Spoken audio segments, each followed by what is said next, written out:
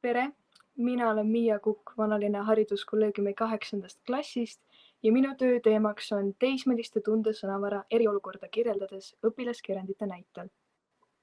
Töö juhendajaks on Vanalinna hariduskolleegiumi emakeeleõpetaja Krista Nõmmik. Järgmine slaid. Töö teema. Töö teema, milleks on õpilaste tundesõnavara analüüs ja kirjeldus õpilaskirjandite põhjal, pakkus mulle välja juhendaja. Ja olin kohe nõus, sest eesti keel ja tundesõnavara huvitavad mind ning antud teema on aktuaalne ja ajakohane. Möödunud kevadine eriolukord ja COVID-19 on väga ootamatult viimase aasta jooksul inimesi palju mõjutanud, muuhulgas ka nende vaimset tervist. Käesoleva teema kohta tehakse uuringuid ja küsitlusi, sest antud olukord oli ja on inimkonnale uus ning teadlastele põnev teema uurimiseks. Järgmine slaid.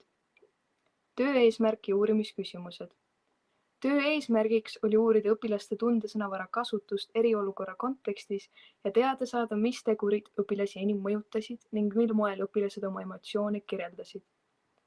Eesmärgist tulenevalt püstitasin tööks järgmised ülesanded.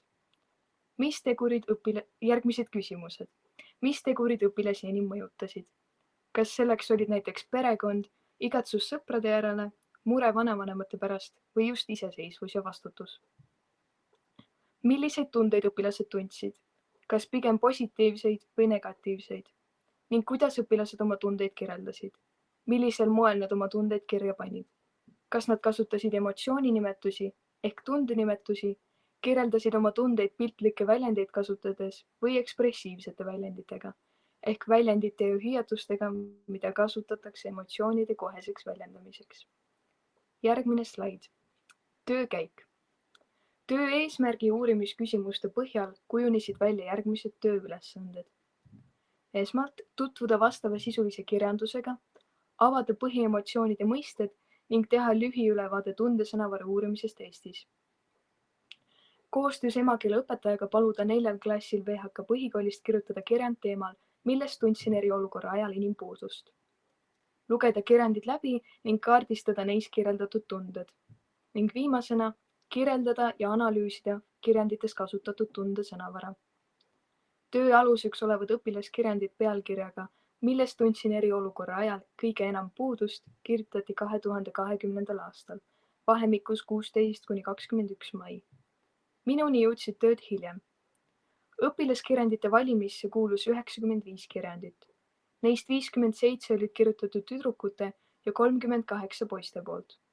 Kirjandeid analüüsisin anonüümselt. Selles tööetapis kasutasin ka emotsioonidetektorit, millest oli abi tugevama emotsiooniga kirjandite väljasorteerimiseks.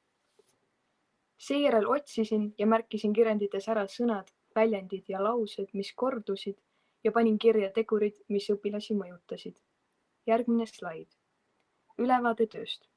Minu töö koosneb 2 peatükist.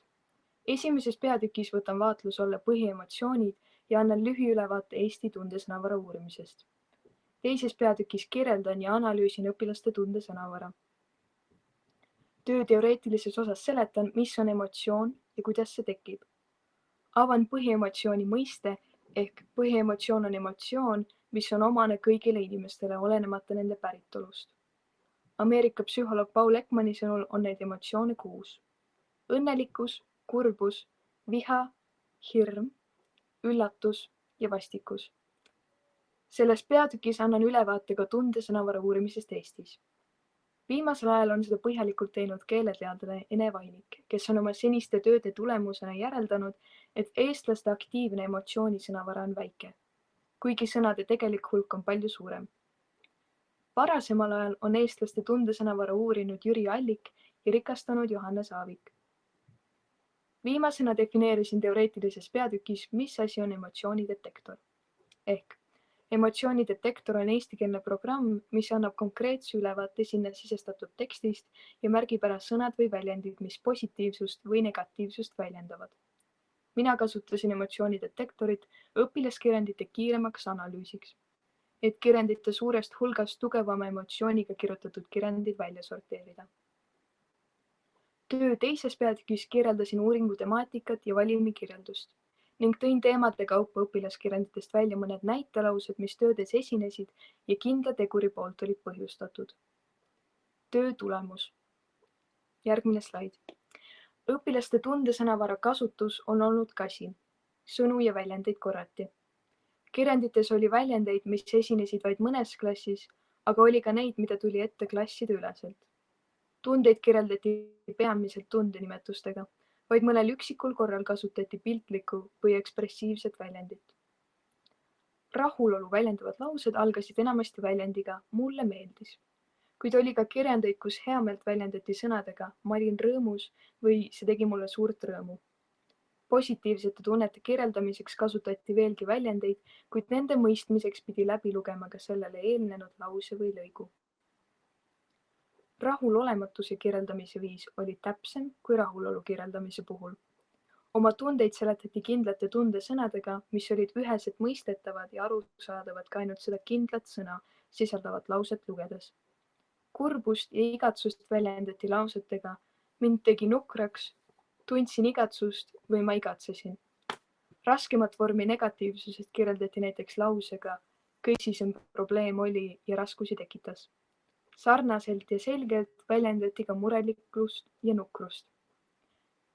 Kirjandid olid kokkuvõtvalt pigem positiivsed kui negatiivsed, kuigi kirjandi ette antud pealkiri tõi õpilastöödesse korduvalt lauseid, tundsin kõige enam puudust, mis on negatiivse alatooniga lause. Kirjandeid lugedes ja analüüsides jõudsin järeldusele, et üldiselt olid õpilased esimese distantsõppega rahul. Samale järeldusele jõuti ka laste nõuandva paneli uuringus, mida viis läbi Telia Company. Kirjandites toodi õpilaste poolt välja, et neile meeldis hilisem ärkamine, iseseisvus ja oma aja planeerimine. Viimasena mainitud kirjeldati siiski ka negatiivses kontekstis. Praeguseks hetkeks võib aga arvamus olla muutunud, sest terve aasta on möödunud ja kaugõppevorm on harjumuspärasemaks saanud.